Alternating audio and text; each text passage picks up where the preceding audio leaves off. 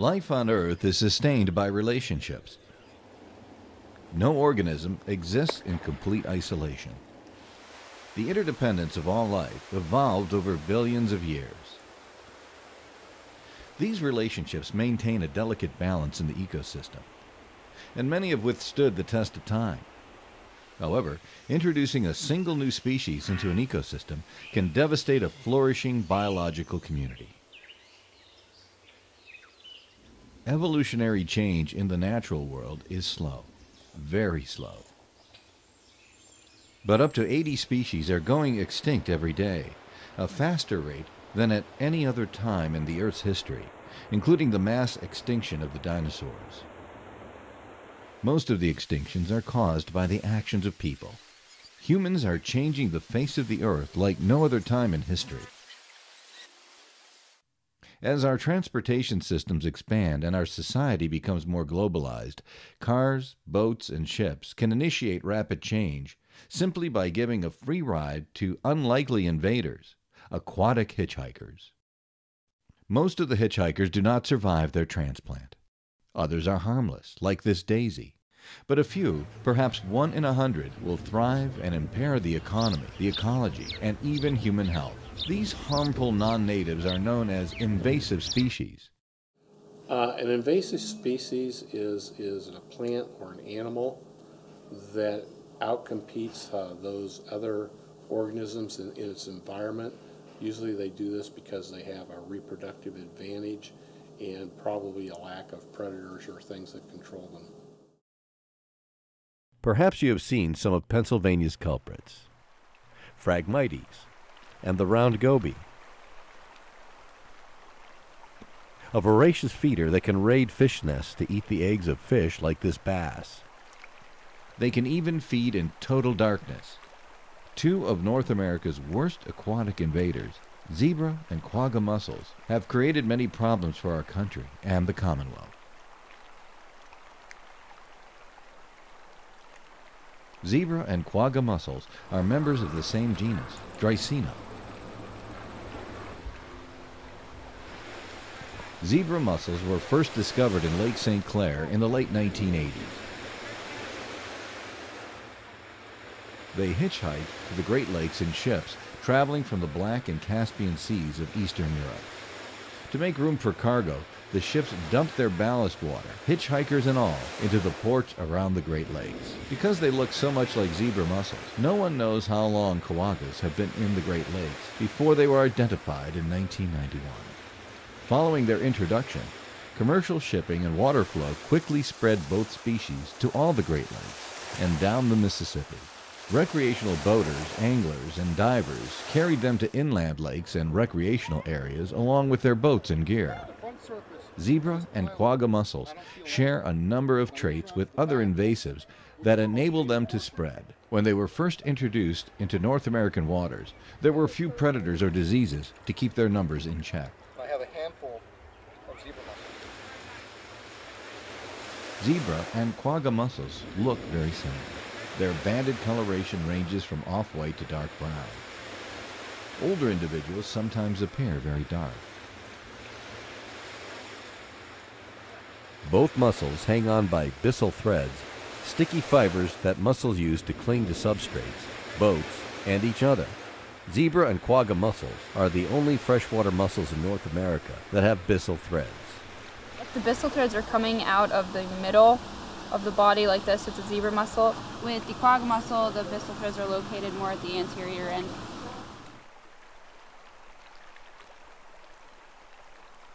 The mussel larvae stage is a free-floating plankton, or veliger, that easily moves downstream and can be dispersed throughout a lake or pond, or get sucked into a ballast tank.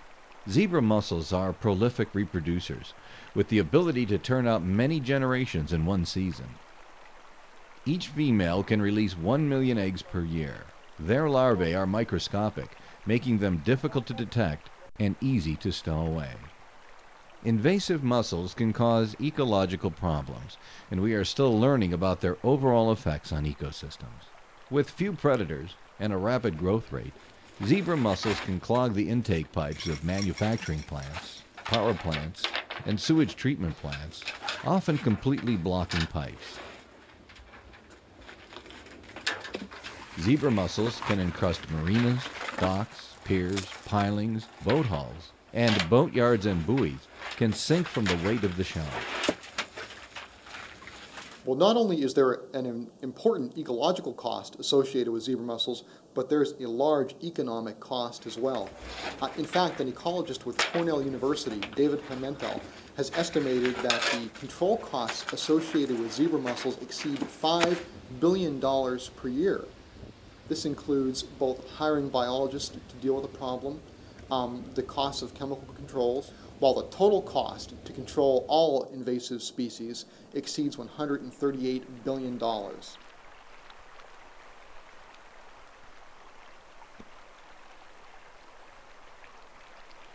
Once introduced, these filter feeders rapidly clear the water.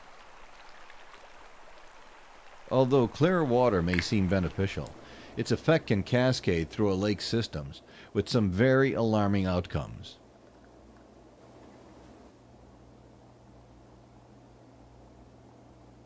As their siphons draw water through their bodies, the mussels remove bacteria, particles, and tiny floating algae, leaving less food for animals like this tiny fish.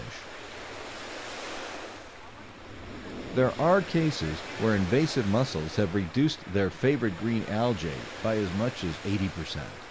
Clearing the water allows sunlight to penetrate deeper into the lake, permitting algae and aquatic plants to form dense mats that cover the surface, shading out the plants below, causing them to die and wash up on the beaches. The result can create quite a stink. Rotting algae and plants can also cause oxygen levels to drop, driving fish and other animals from the area.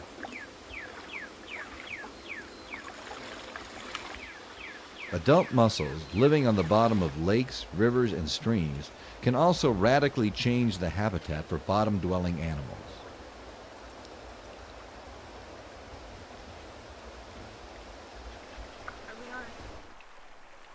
Zebra and quagga mussels compete with native mussel species for food, space, and habitat. Zebra mussels also completely overgrow native mussels and clams, preventing them from feeding. In Presque Isle Bay, zebras and quaggas suffocated a population of endangered mussels.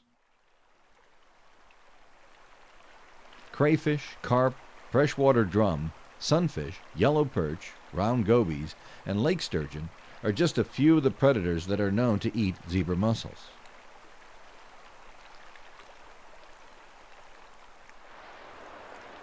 The mussels are so tempting that many ducks are spending more time in Lake Erie during their migration to take advantage of this vast source of food. Even though many animals consume invasive mussels, natural predators are no match for their explosive reproduction. Monitoring can slow the speed of invasive mussels. The sooner we detect new infestations of mussels, the quicker we can act to prevent them from becoming established at a site or spreading to a new location. This is French Creek here. Right. So Understanding how to choose a monitoring site is the first step in preventing zebra and quagga mussels from colonizing new areas. Lakes, streams, and rivers are all potential sites for these invaders. I did. But some are more likely to receive a new colony. Since one main way invasive mussels are spread to inland waters is through recreational boating, a prime location to monitor is a public launch, boat ramp, or marina. Inland lakes, large ponds, and reservoirs where boating is permitted are key areas to monitor. Surface of this piling, I don't feel anything. So some prime areas to monitor include lakes that are accessible to the public, that have high levels of boat traffic, that tend to be productive, that is, they tend to have a lot of green algae in the water in the summertime. So for example, Edinburgh Lake is a source of a zebra mussel population. Zebra mussels can be recruited into the outlet stream, but they typically don't reach levels where they are self-sustaining or reproducing. However, it is important to monitor the outlet streams for the presence of zebra and quagga mussels. Early detection is important because it allows us to notify downstream or adjacent water users that could be affected by zebra mussels, such as public water supplies. It also allows us to attempt to contain or perhaps control the new infestation before it reaches ecologically harmful levels.